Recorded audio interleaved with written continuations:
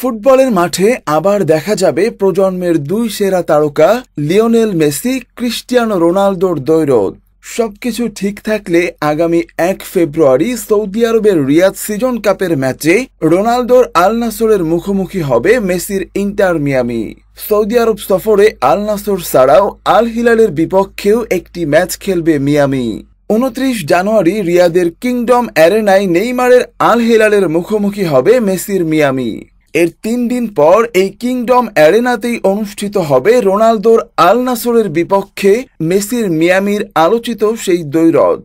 এই তথ্য নিশ্চিত করেছে যুক্তরাষ্ট্রের মেজর লিগ সকারের ক্লাব ইন্টার মিয়ামি। মিয়ামির প্রধান সকার অফিসার এবং স্পোর্টিং ডিরেক্টর ক্রিস হেন্ডারসন বলেন, এই ম্যাচগুলো আমাদের দলের গুরুত্বপূর্ণ পরীক্ষা নেবে, যা নতুন মৌসুমের পরিকল্পনায় সাহায্য করবে। আল নাসর আল হিলালের বিপক্ষে ম্যাচ নিয়ে আমরা রোমাঞ্চিত।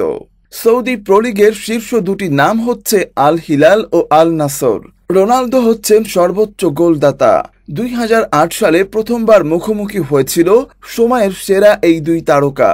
সব মিলিয়ে মেসি ও রোনালদো এর আগে মুখোমুখি হয়েছেন 35 বার। মর্যাদার এই দ্বৈরথে মেসি জিতেছেন 16 ম্যাচ, রোনালদো 10টি। এই ম্যাচগুলোতে আর্জেন্টাইন খুদে জাদুকর গোল করেছেন 21টি এবং অ্যাসিস্ট করেছেন 12 বার। অন্যদিকে রোনালদো গোল করেছেন 20টি এবং গোলে সহায়তা করেছেন 1 বার।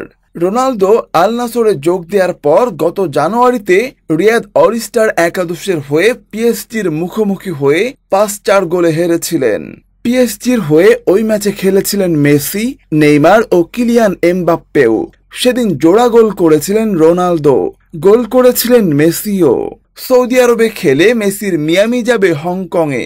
সেখানে আগামী 4 ফেব্রুয়ারি আরেকটি প্রীতি ম্যাচ খেলবে মিয়ামি।